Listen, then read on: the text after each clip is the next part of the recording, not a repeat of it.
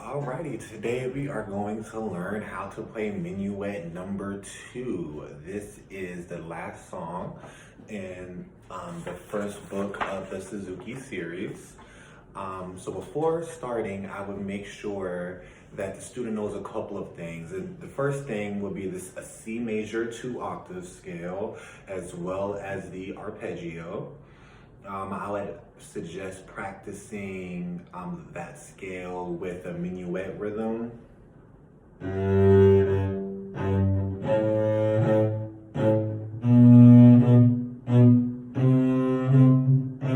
They've played a minuet before, Minuet number 1 in C major, so this isn't their first time playing a minuet or experimenting with this minuet bowing.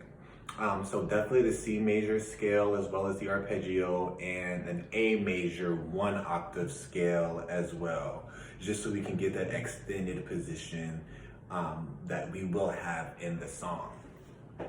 So once we are all comfortable with those two things, I will go ahead and start right away in measure 1. So I would first just have them figure out the notes.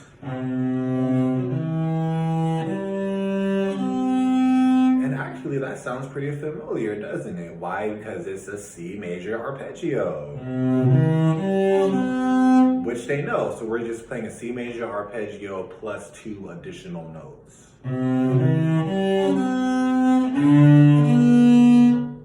That's the first measure.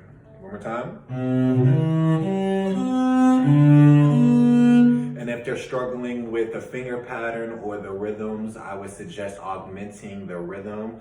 One rhythm they know very well is the Mississippi rhythm.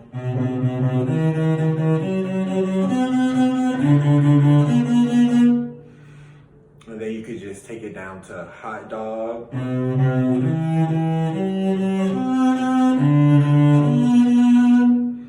And then of course, all of our C major arpeggios start on C and they end on C. So I would just go ahead and do measure 1 as well as the first beat of the next measure, which is a C.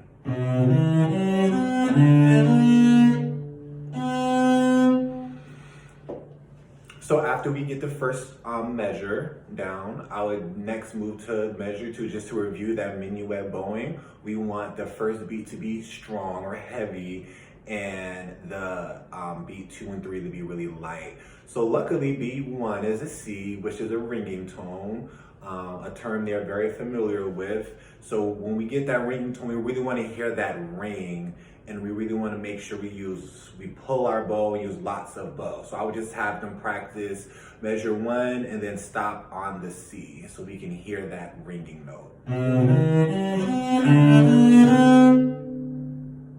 Goes in the air, then I would try it again.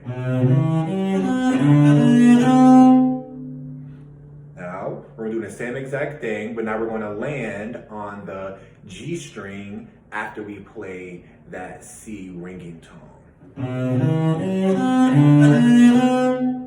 Land. I'll have them practice that a couple of times. Land. Now, when we land, I just tell them that imagine that the cello is saying light, light. Put it all together. And then it repeats.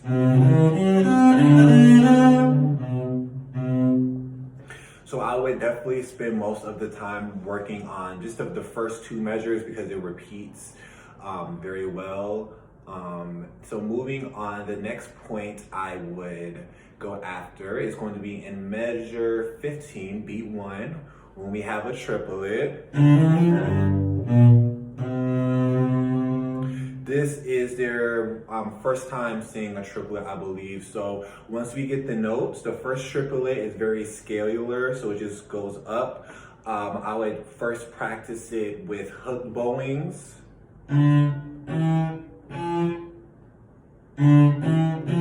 And I tell them that the rhythm is called a triplet because it sounds like a triplet. So I would have them focus in on that triplet syllable, the triplet word. Then then with no hooks, or sometimes I call them stop signs, no stop signs. Then we'll put the whole measure together. One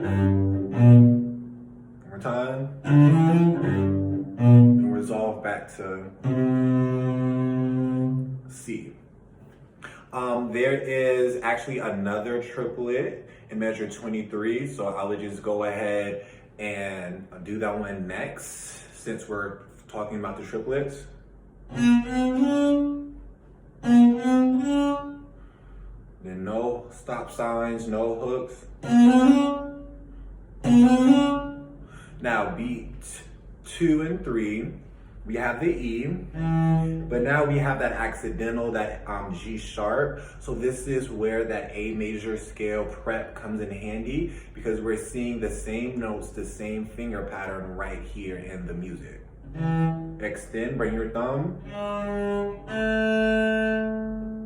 And I would just put that measure together first. And then just the A, so it resolves the first beat of the next measure.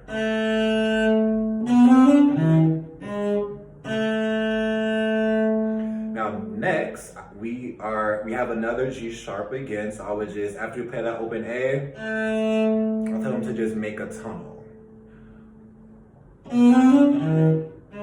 Tunnel, back to the G sharp. It's very important that when we're making that tunnel, that we're on our fingertips. We don't really want to be on the pad of our finger, because we'll accidentally hit that A string. So I would definitely remind them of that.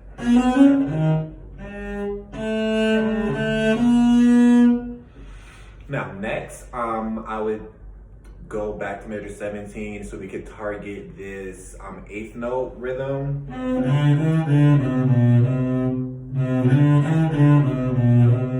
Same as before, I would just have them figure out the notes first, so just one note at a time.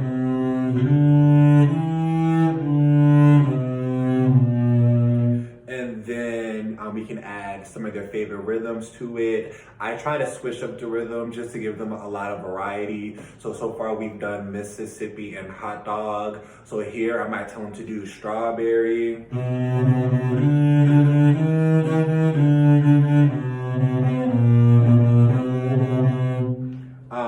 And another really good rhythm is long, short, long, short, long.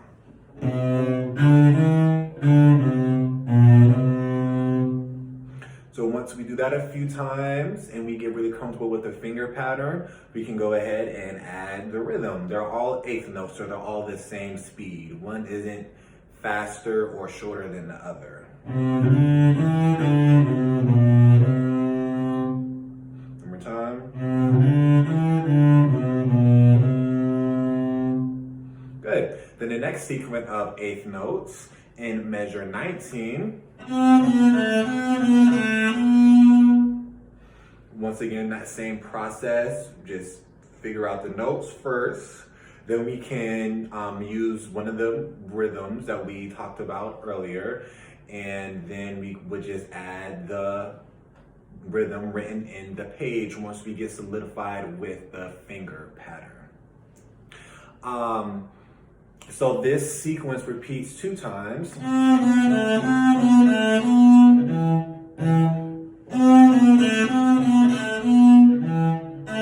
So the second time, I would focus a little bit more on musicality and the second half of the minuet. I usually tell them, no, we don't want to play the same thing the same way twice. So the first one, we can do mezzo forte like it's written in the music. And here I would say we can make it even stronger.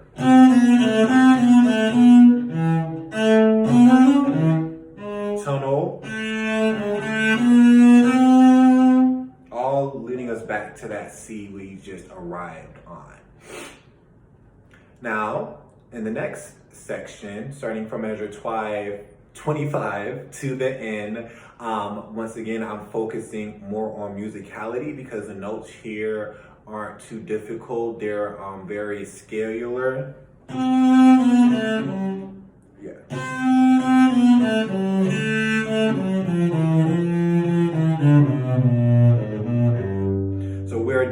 Christian doing. So I always tell them each half or each quarter note gets less and less and less amount of bow.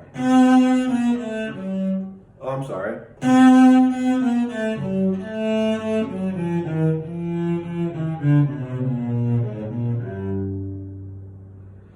Now this next section, to the end, they've seen slurs before, they've seen these dots before, especially in the previous minuet in C, number 1. So I would just go ahead and just read the music with the bowings in them. We really want to hear that contrast between the slurs and the staccato dots.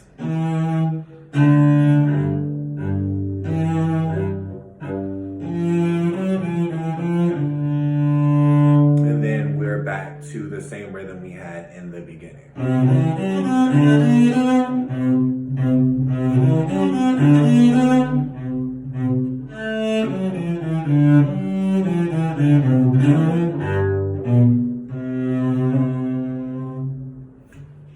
Thank you.